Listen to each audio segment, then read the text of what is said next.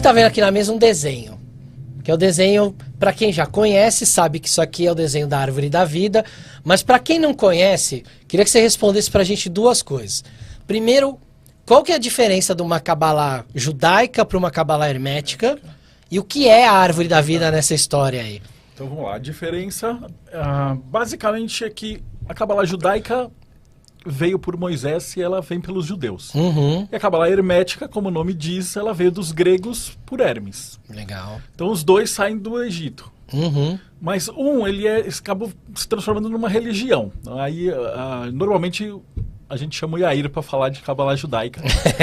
Que veio aqui recente, inclusive. Foi, E ele trabalha atrás. nessa estrutura, porque é a mesma ideia. A única diferença é que os judeus eles são monoteístas e os gregos são politeístas.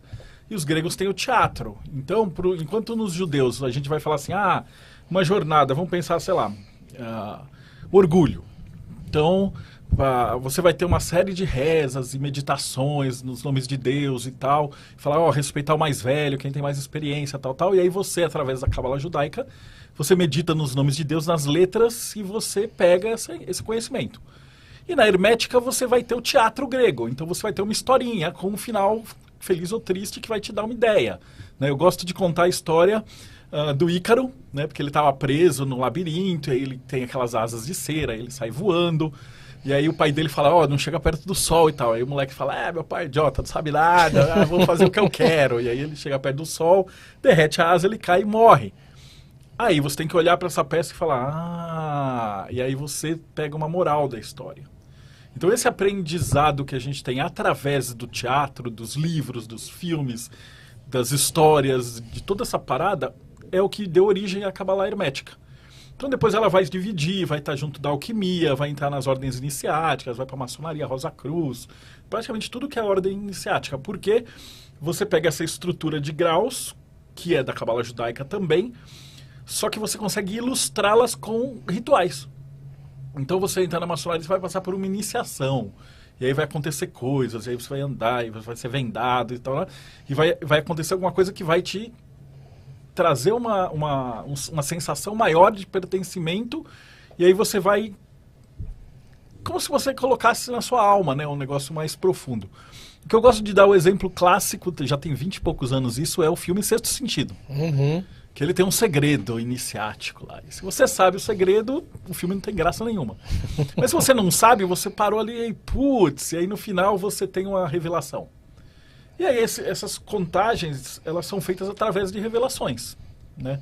E daí isso foi para trocentas ordens, e depois foi para... O Campbell usou isso, ele percebeu que nas mitologias tem isso, nas histórias tem isso. E como eu sou arquiteto, eu vim dessa área. Então eu vim primeiro da mitologia, da enciclopédia de mitologia, e aí depois, junto com o Léo, inclusive, que eu aprofundei em cabala. Então eu fiz o caminho ao contrário, porque normalmente quem vai para cabala primeiro, ele fica mais travado, porque você vai falar com o rabino fala assim, astrologia não existe, tarô não existe... você não pode usar nada, né? Você só medita na letra e etc. E aí a pessoa foge. Mas como eu, né, você e o Léo e todo mundo que eu ensinei, a gente começou ao contrário, a gente observou o todo e depois especificou para as letras. Então eu acho que a gente tem uma visão diferente de como é que isso tudo funciona. Né? E o pessoal geralmente vai de ordem iniciática, né? Começa por essa estrutura e aí depois vai estudar a cabala mesmo, né? Isso aí é isso. E aí o que é a árvore da vida e da morte, boa, né? Boa. É a mesma árvore. Mas é como é que você usa essa árvore. Então, para o bem ou para o mal. Então, o exemplo que eu mais gosto de falar é o de Rod. Eu vou pedir para o Michel ajudar a gente lá na TV. Você põe na TV, Michel? Vamos A ver gente se dá agora pra gente... então, pode abrir o plano. Isso. A árvore, deixa assim, a árvore da vida, elas são qualidades do ser humano, né? Então a gente tem lá em cima tem sabedoria, entendimento, rigor, misericórdia, inteligência, emocional. E aí a gente pega, por exemplo, sei lá, inteligência, que pode é descer lá bastante baixo, até o laranja lá de baixo. Laranjinha. Aí, aqui, ó. Aqui, Uma esfera. isso. Então a árvore da vida, ele é assim, a inteligência. Ela fala assim, cara, se você quiser ser um bom psicólogo, você vai ter que estudar e ter um monte de livros. E você vai ter que ter inteligência, você vai ter que estudar, você vai ter que ler, você vai ter que eventualmente aprender uma outra língua, você vai ter códigos. E aí uma pessoa pode ter uma habilidade muito grande de lidar com palavras. Mas essa pessoa pode ser um tremendo repórter, um narrador, um blogueiro, um VJ, um podcaster, ou a pessoa pode ser um tremendo golpista, mentiroso, um 7-1 e tal. As qualidades intrínsecas dessas pessoas são as mesmas, mas ela pode usar isso para o bem ou para o mal. É a tal da árvore do livre-arbítrio, está lá na Bíblia. E a árvore da morte é quando você pega essas características e qualidades, vamos dizer assim, e utiliza para o mal. Né? E aí a gente vai ver aqui os frutos de... Então aqui a gente vai ter picaretas, enganadores...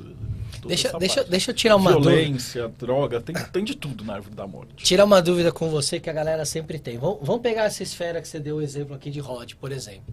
Então a gente tem nessa esfera aqui uma espécie de uma inteligência. De transformar as coisas em coisas inteligíveis, né? De traduzir. É uma esfera que está muito ligada a professores, tradutores, diplomatas, essas coisas. Essas pessoas têm essa facilidade de... Mas aqui a gente tem também nessa esfera o que a gente chama de defeitos. Então, por exemplo, sei lá, a inveja está aqui. Tá a inveja está em Rod. Qual que é a diferença do defeito da esfera, que é a inveja, para o que a gente vai encontrar na árvore da morte? É a inveja mesmo ou é uma coisa muito pior do que a inveja? A inveja faz parte, mas ela vai encontrar um negócio muito pior. Então a gente vai ter também coisas pequenininhas e coisas grandes, porque a gente não está imune à árvore da morte, né? Tipo, sei lá, liga para sua casa e fala, quero falar com o Léo. Você fala, eu não tô afim de falar com esse cara, fala que eu tô no banho. Você mentiu.